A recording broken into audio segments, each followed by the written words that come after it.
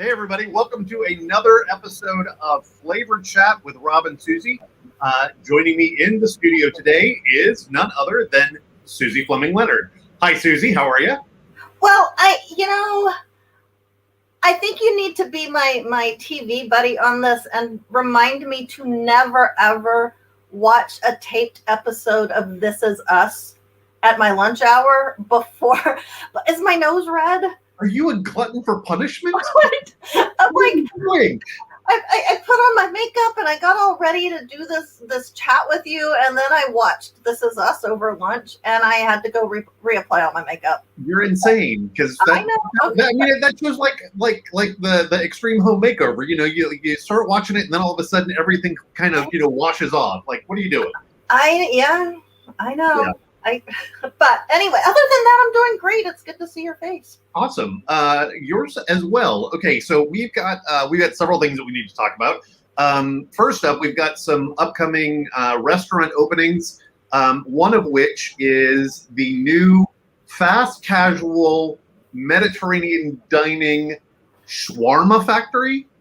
And I always said shawarma, but there's an A in there that I was kind of ignoring. It's shawarma. I guess that doesn't really matter that much, but it's called Cellos Shawarma Factory. It's in Suntree. It's in that same plaza where Metro Cafe and or Metro Diner and that new Finn's place. Both of those. So it's that little plaza is getting to be quite tasty. I mean, Okay. That restaurant has been like coming soon for almost a year, right? It's been almost 3 years, and Okay. I talked with Iman, who's one of the owners. His family they also own the Alexandria Mediterranean Grill, which is over there by Charlie and Jake's in Suntree. And they've been working on this for 3 years. They got the opportunity to have that space, and they felt like it would be a great space. Lots of traffic going by. Started working on the restaurant. COVID hit. Everything stalled. They had to kind of, hit the pause button, get going again. And now they're pretty much ready to open. They just are kind of waiting to get all the permits in hand, get everything hired. And they're targeting June the 1st. And it's a pretty place. I mean, it's bright, and he did kind of a comic book theme. And it's a counter service. He kind of describes it as Chipotle for Mediterranean. And he calls it Med Eastern, like Mid Eastern, only Med Eastern, because it's Mediterranean, Middle Eastern. Right. So it has shawarmas and gyros and kebabs and things like that. Nice. So when you said shawarma factory, I was thinking, because I'm so used to Sushi Factory, it was like, oh, okay. So is this going to be like an all-you-can-eat kind of thing? But apparently, No. But it's like, so you can do it one of two ways. You can go down the line, like you can get a bowl, a gyro, or a shawarma. Anyway, you can get, and then you just build your own. So you go down the line and you say, I want this, I want this, I want this, I want these toppings, or if you're like me and you just kind of I find that overwhelming sometimes. I look and I'm like, I don't know, too many choices. I can't decide with so many choices. So they also have a Celos special, so you can just order a chicken shawarma or a beef shawarma, and so you don't have to make all those choices. This kind of feels like this feels like the new trend. Like this is like Middle Eastern version of Me and Tito's, or the Middle Eastern version of the new Mexican restaurant in Cocoa Village, right in the Fork, right? That's kind of the same thing. The build your own kind of bowls, the tuna poke place in the Avenues. Yes. Where you're all just kind of going through and kind of picking and choosing the ingredients you want on.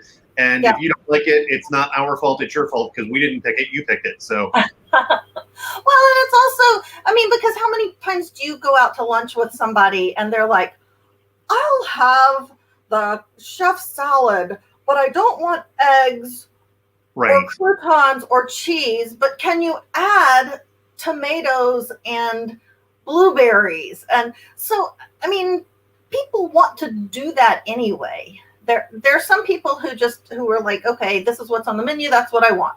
But then there are other people who really do want to build their own, because, right. I mean, I have a friend who went into Murdoch's. I had lunch with her in Murdoch's a few weeks ago. She ordered a Caesar salad with a burger patty on it, but she wanted it all chopped up, and she wanted the burger patty chopped in with it. And you know Murdoch's. Jason was our server that day, and she's asking me, and I'm looking at Jason, and Jason's like, that sounds really good. Okay, I'll do that. Maybe we should put that on the menu. And he comes back, and again, it was perfect, and she loved it, and she just thought it was the best thing she'd ever had. But yeah, so there are people who like it their way. Well, that's good. Okay, so speaking of liking things your way, we also have the first ever in Brevard County, at least as far as I know. I don't think we've been here before. Del Taco is opening on Wickham and Sarno. It is, and I have to admit, I am not that familiar with Del Taco. I'm not either. We were talking about this before. The only thing I know from Del Taco is the Fail Army sketch or video where the kid's sitting outside of Del Taco, rocking his dollar Del Taco, and he drops it on the floor. And yeah, so that's what I know of Del Taco. Well, and I know my sisters in Texas love Del Taco. I mean, they think it's amazing. And it was founded in, you're right, it was founded in California in 1964. Thank you, Internet. I was able to call that up. They had a menu with 19-cent tacos, tostados, and fries, and 24-cent cheeseburgers in 1964. Oh. I bet it costs a little more than that now. Probably. Well, I think though they do. So like, McDonald's will occasionally do that throwback 39-cent hamburger deal. I think Taco does that too. I think I've seen that on various trips places where they'll do their throwback to their 19-cent taco. But as always, I think you get what you pay for. So. Well, anyway. And again, it's people love it. It's very. There are yes, from seeing posts in 321Flavor and seeing comments from friends throughout Brevard County, there are people that are very excited about this opening. Almost as excited as they were about White Castle opening over by Disney.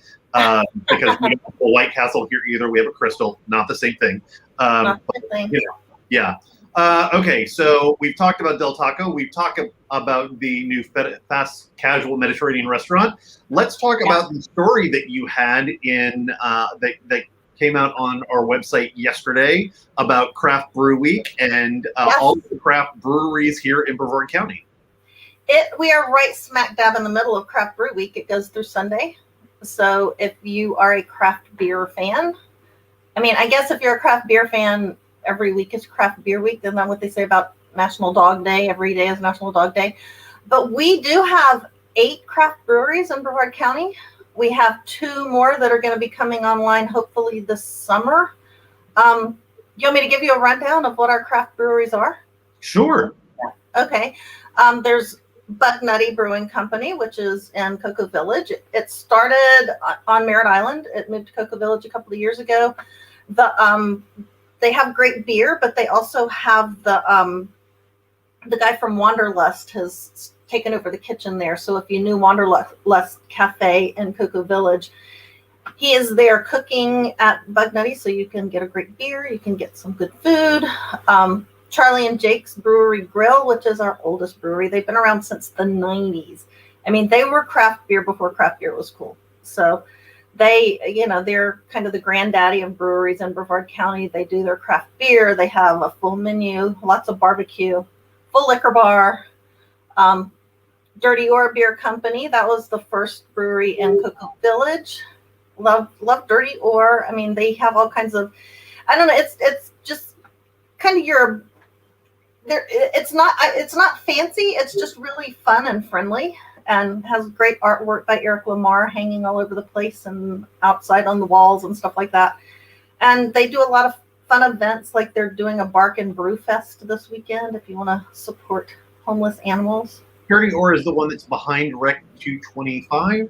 No, that's Bug Nutty. Bug Nutty, okay. Dirty Ore is kind of beside Norman's, which soon will be Tin Whiskey, so it's I mean, both of them front on 520. Right. But I mean, like with Dirty Or, I've never gone in the front door. I've always gone in the back door. They have a beer garden in the back and parking. And so, Dirty Or, where are we? Florida Beer Company, which has been around almost as long as Charlie and Jake's.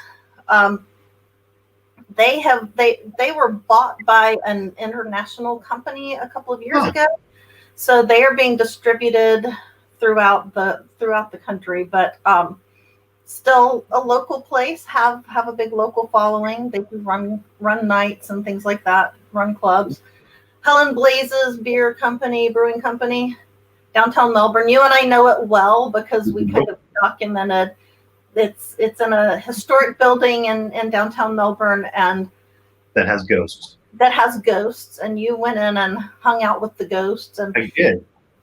Every time I go in there, I tell the owner, I'm like, I feel like this is my building too, because you and I, we watched it from the time, because I had lunch there Friday and with Don, and he was telling somebody, he was like, yeah, Suzy was here from the beginning. And I said, yeah, the first time I walked in here, you were all standing inside the floor up to your waists because there was a hole in the floor and they were just. I think that's one of my favorite things about going into Helen Blazes is going into the vault room, which has fantastic leather couches, and it's a really cool place to just chill. And I can remember when we walked in there and there was zero floor in there. Like you had to walk like along planks to get the building through there. It's like walk in here at your own risk. I have no claim to that building at all, but I do feel a sense of ownership over it because we were there when there was not much there. So yeah. Yeah, and since they opened, they have put in a full kitchen. They have full menu. They've got a little meeting space, a little like events room, and they've got office space upstairs. Intracoastal Brewing Company. This one, Intracoastal started out small, and I think they've been around 8 years maybe. But they started out small, and they just keep expanding. They have another expansion going right now. They took over the spot that used to be the Lazy Dog. That's old school karaoke dive bar. They took over that building too. So yeah, they're building this 2-story that they put in the beer garden, and now they're building this 2-story. I talked with John Curtis, who's one of the owners. I talked with him earlier this week, and he has promised as soon as they get a little bit closer on that expansion, he's going to call me and give me all the details. So, when I get them, I'll give them to you. And then, of course, there's Playa Linda Brewing Company, which both of them are Playa Linda, but it's really two breweries. Because they're so different. The Playa Linda hardware store in downtown Titusville, which was the original Playa Linda, it's in this old hardware store, so it kind of has that old-timey downtown vibe. They have a few, a little bit of food. A limited kitchen. They don't have a lot of food. But then the Bricks Project, which is down the road a little bit in South Titusville, it's more of an industrial kind of, industrial, modern, rustic. I don't know how to describe it exactly, but great menu, really good food. They have a full liquor bar too, so they've got some great cocktails, really good craft cocktails, and of course great beer. I'm always really, really surprised whenever I go to when I go to Epcot for food and wine or International Flower and Garden, there's always some kind of sampling of Playa Linda. There is in the American Pavilion, and I don't know why I'm surprised by that. It's only an hour away, but again, little piece of Brevard, and going out. So yeah, to the world. Epcot is the world. Well, it is. it is a showcase. Yes. So, and then a couple of places that are coming soon, or hopefully opening this summer. Beach Fly Brewing Company. That was a brewery that was started by a mother and a son from Colorado, and they opened it a couple of years ago. And the old Purple Porpoise building in Indian Harbor Beach. It's at the corner of O'Galley and A1A, and they were there for a couple of years, built up a pretty good following. But then they reached a point where they could either renew their lease or they needed to expand, and they could really improve this rented building, or they could move to Rockledge, buy a building and improve a building, put money into a building that would be actually theirs. And that's what they decided to do. So they have been since about this time last year, maybe last fall, they've been working on renovating this building. It's the old Blue Marlin Pools building on Barton Boulevard in Rockledge. It's right on Barton, right? Yeah. Yep. And if you drive by it, it still doesn't look like a lot, but I've been told that if you look inside, if they have the doors open and you see inside, that they've done amazing. I texted Zach, the owner, and I asked him, I'm like, so what's your timeline? And he said, this summer, we're looking at this summer. So fingers crossed. Those things take time. I was just going to say, because didn't that location that they used to be in on O'Galley A1A, that's now straight out of Philly down the shore, right? Isn't that where they moved in? I think that's where they moved in. I don't know the answer to that. Yeah. You've asked me a question I don't know the answer to.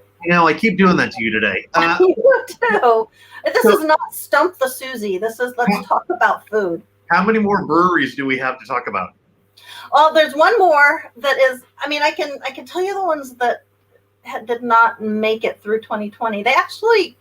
A couple of them actually closed before the pandemic, but I want to tell you about one more that's coming this summer, and it's called Leonard Brewing, and they're going to make non-alcoholic craft beers. What's the point? It's for people who like the flavor of beer, but and their slogan is they like the flavor of beer, but they've got expletive to do, so they want to drink some beer, but they don't want to. All right. Well, all right. And if you looked at the thread when the story was posted on Facebook, there was a big discussion about non-alcoholic craft beers. So I think they're gonna do really well with it. If O'Doul's is still being made, then obviously there is a market for non-alcoholic beer. So who am I to say anything? Enjoy your beer, let it or non-let it. Okay, so I guess my question to you would be, in our transition to our next topic, are any of these breweries in unincorporated Brevard County? No, well, can I say one more thing about the breweries? Yes, go ahead. Just one more little thing. Yeah. 2 breweries closed. Oh. We lost the Lost Shirt Brewing Company and Quarters Brewery Arcade. Those closed in early 2020. And I don't know what's going on with Cocoa Beach Brewing Company. I don't know if you've ever been there, but it's adorable. It's tiny. The owner there calls it a nano brewery. And it was just this quaint little cool place in Cottage Row in Cocoa Beach. And they posted late last year and on their Facebook page saying that they, because when all the bars closed, the breweries that didn't serve food closed. So I'm still trying to figure out if they're going to reopen. So I hope they are. And if you want to, I haven't done a story on this, but I need to. If you want to check out all the breweries, the Running Zone is bringing back its annual Run the Breweries tour, where I think it's on Tuesday nights during the summer. You can go for a fun run and get beer specials and check out all the breweries. There's one every week at the different breweries. And this year they're doing, you don't have to pay anything. You can just show up and run. But if you register, you can get a t-shirt. They're doing it, and it has like a map of Brevard County, and it has all the breweries on. That's cool. So I'm going to register because I want a shirt. All right. Okay, so now back to my segue. Yeah. Are any of these breweries in unincorporated Brevard County? I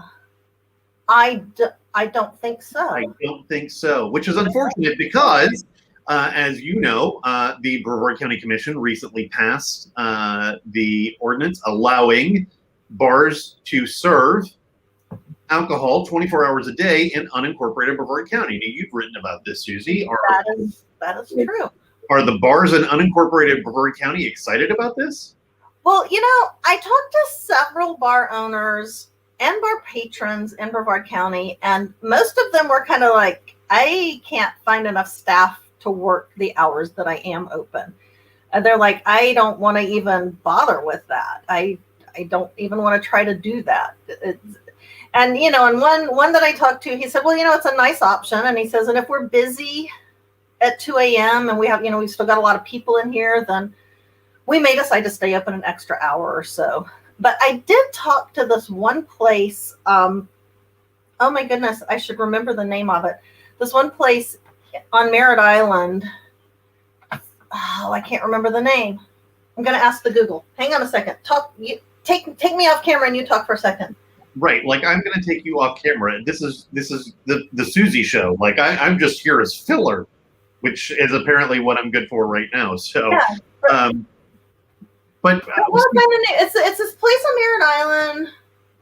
I mean, I can tell you that back in the day, again, going to Lazy Dog, you convince the bartenders with enough cash and tips that they might stay open a little bit longer too. But HND Roadhouse. Okay. HND Roadhouse on Merritt Island. And before the pandemic, they were open. They opened at 7 a.m. So they were open 7 a.m. to 2 a.m. They were only closed for 5 hours a day. And he says that, they're a real kind of a shift worker place. It's not a place where people just go and get hammered. It's a place where, if you get off work at midnight and you don't want to go home and, you just want to go out and have a drink after work. And places are, most of the time places are starting to close. But if you want to stop by there and have a drink, you can. So that's the kind of thing he wants to do. And he, he has a little bit of food, has pool tables, things like that. So he said that he might consider staying open 24 hours if he can find the staff and if he can get the, because he feels like he might have the clientele to do that. A lot of the places that I talked to said they just didn't really have the clientele for it. They didn't feel like they would make enough money to pay the staff to stay there that late. Right. So.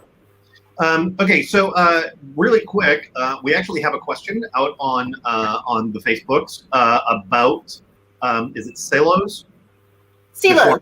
Silos. Yeah. Okay. Yeah. So are there vegan shawarmas? They do have vegan options. You can just get vegetables, and they have like falafel. Oh, okay.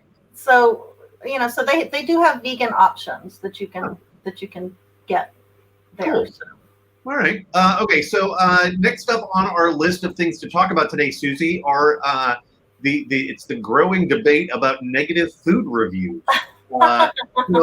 What is going on here? Like you and I are both in both admins, along with our friend and cohort Lynn Dowling, admins in the 321Flavor Where Brevard Eats group here on Facebook. They're on Facebook, depending on where you're watching. But what's the debate? Like I see people post all the time. Sometimes it's very shall we say very critical.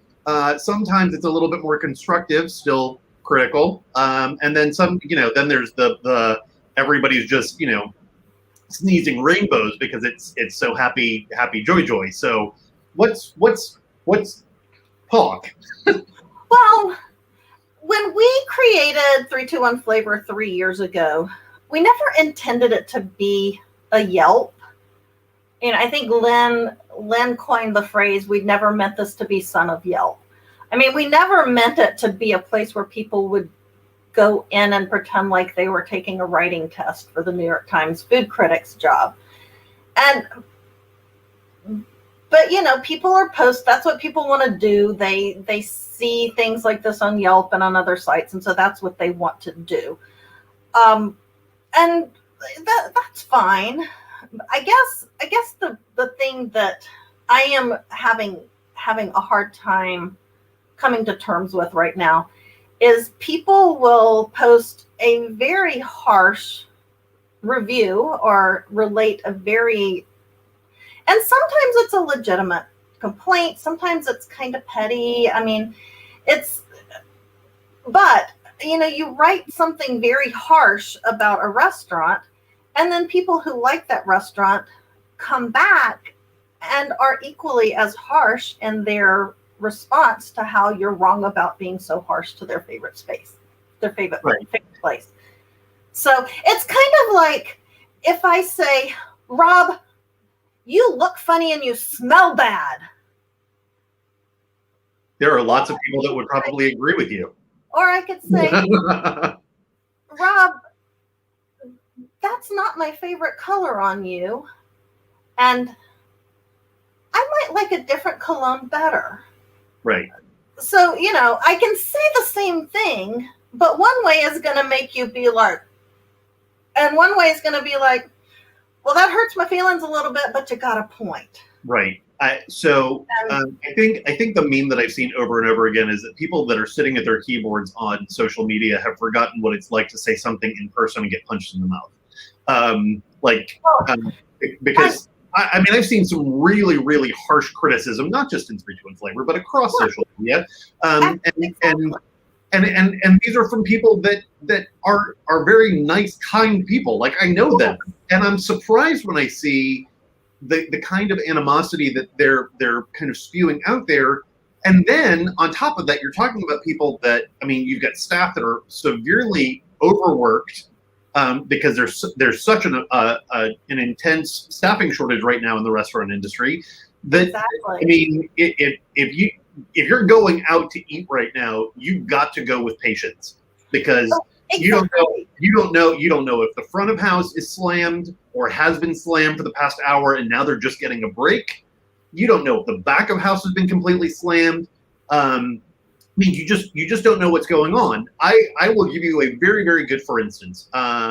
This week I went to the Village Beer Garden in Cocoa Village. And we walked in, and the bartender braced herself when she said, "This is our limited menu we have for tonight. I'm so sorry." And we were like, well, "Okay, not a big deal." But on Sunday, their walk-in cooler broke. Walk-in cooler broke. They had to toss a lot of food. The beer cooler where they keep the kegs for all of the draft beer was out. They were putting bottles of beer on ice. And doing their best to serve a limited menu.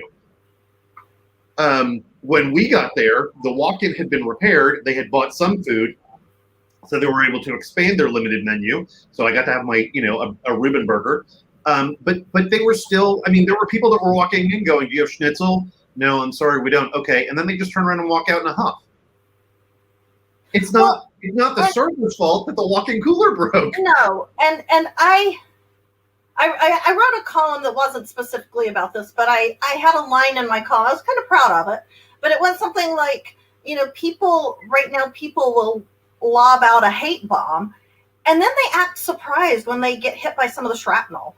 Right. If you're going to throw hate out into the world, hate's going to come back to you. And I saw one post recently where somebody said, I am going to a restaurant. I want them to serve me, and I want my food, and I want it the way it's ordered, and that's what I'm paying for. And that's absolutely true.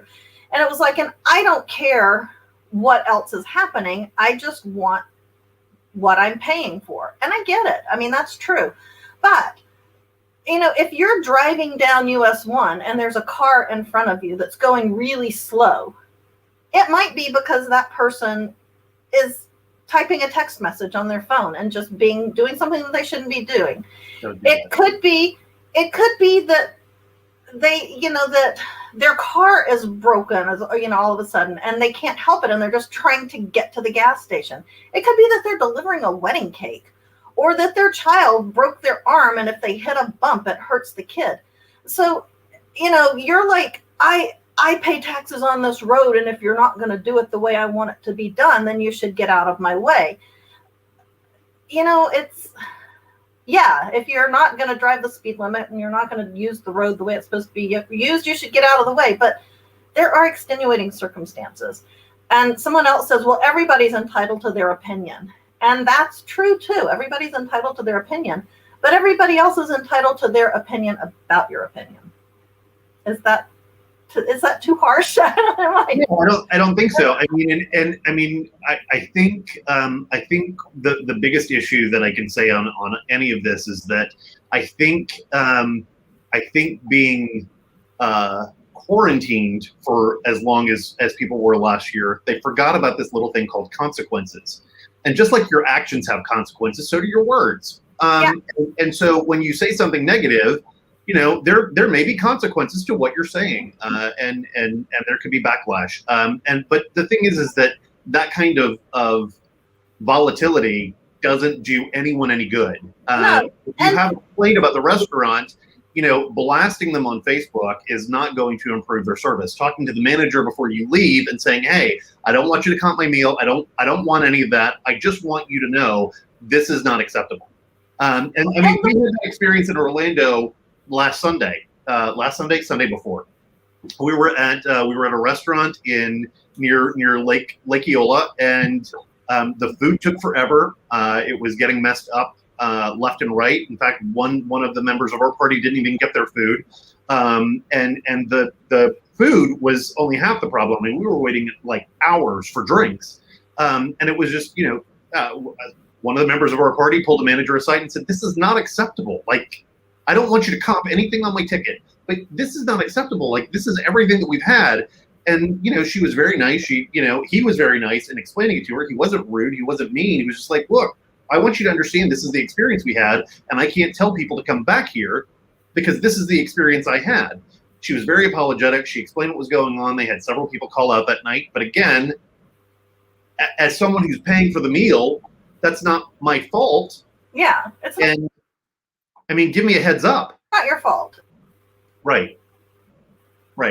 Suzy, are you freezing up on me? I think you're freezing up on me. I thought you were freezing up on me. Maybe. We only have one more topic to talk about. We've already kind of hit on that, and that's the staffing shortage, and how that is now affecting restaurants in our area. And I got to tell you, I'm seeing a lot of restaurants closing on Mondays and Tuesdays because they just they can't find the staff, or they need to give their staff that they have a break for a couple days so that they can have a couple days off because. Right.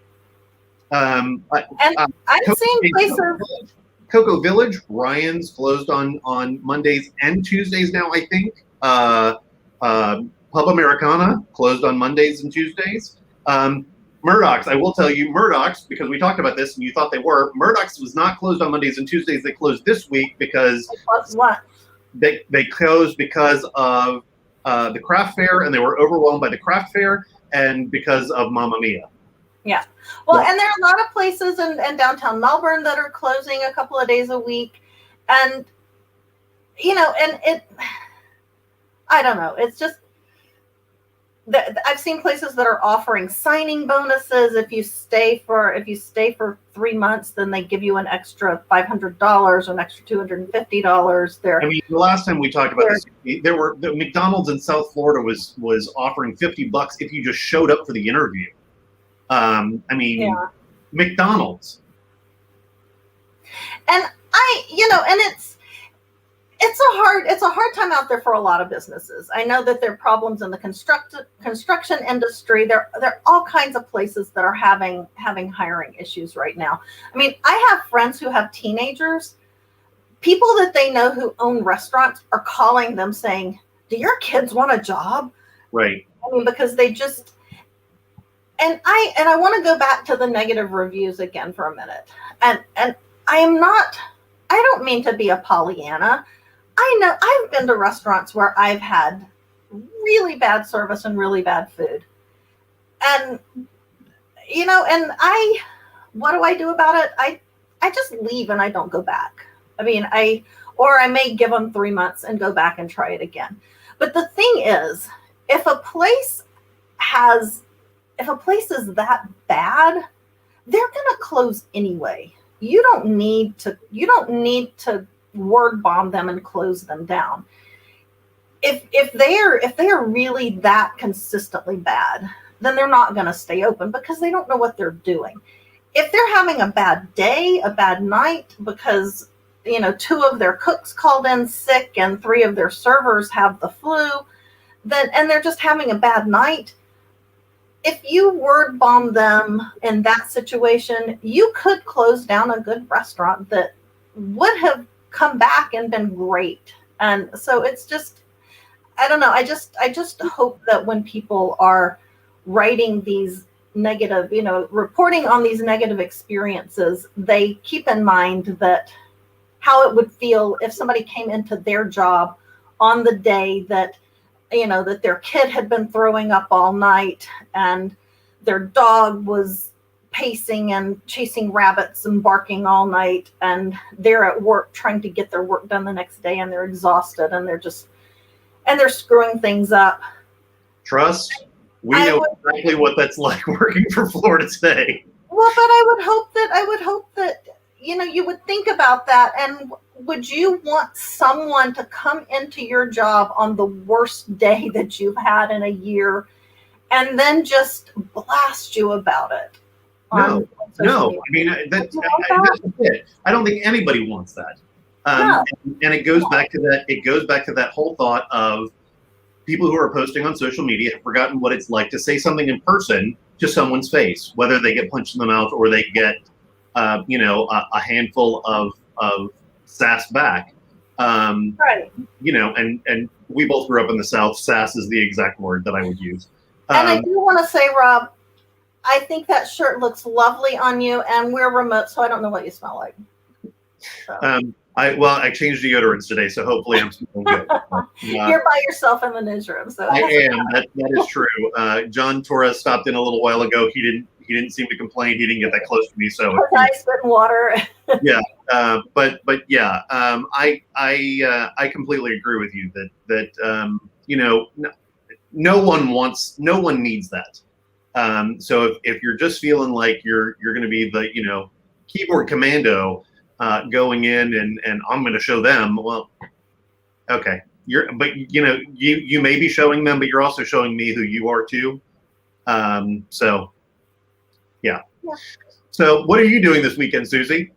What am I doing this weekend? I'm going to see a friend of mine in perform in Mamma Mia. Thank you. I'm so glad that you're coming. I'm looking forward to it. And just so you know, the lovely woman who is playing Donna has stopped by, and there's my buddy Emily. So she's now part of 321Flavor, and she's happy to be part of Brevard County. They just got here in July, so. I have introduced her to 321Flavor. She's finding out where all the great places to eat are. If you are not a member of 321Flavor, what are you waiting for? Come and join us and join the conversation with food. Suzy, thank you so much for. Wait, but there's one more thing. Oh, sorry, she's got one more thing. Always, Suzy. One more. There's always one more thing. What's up? On Monday, if anybody wants to stop by, I am going to be making pork sliders from Helen Blazes Brewing Company. We're going to be giving those out at an open house at Habitat for Humanity of Brevard. It's in Palm Bay. I don't have the specific address, but if you Google Habitat for Humanity of Brevard County, you'll find the address. And we're going to be there. We're having an open house there from 4 to 6. So if you want to come by, say hi, get a pork slider from Helen Blazes, and check out the Habitat Restore and meet some fun people, and come on by 4 to 6 Monday. Sounds great. All right. And if you want to see me and Rob at Cocoa Village Playhouse, I'll just be in the audience. You can't. You're in the audience. I'm on stage, but unfortunately, I believe the Saturday night show is sold to capacity. If you would like to see Mamma Mia, though, however, there are tickets, I believe, still available for the Sunday night performance that has now been added. Yes, we have a Thursday night, a Friday night, a Saturday matinee, a Saturday night, a Sunday matinee, and a Sunday night show. I'm not going to be able to speak on Monday, so. Yeah. Okay. Well, Suzy, thank you. Thank you very much for joining me here in the studio today. And to all of you out there, thank you for joining us. And we'll do this again maybe next month. Perfect. All right. See you, Suzy. All right. Bye. Bye.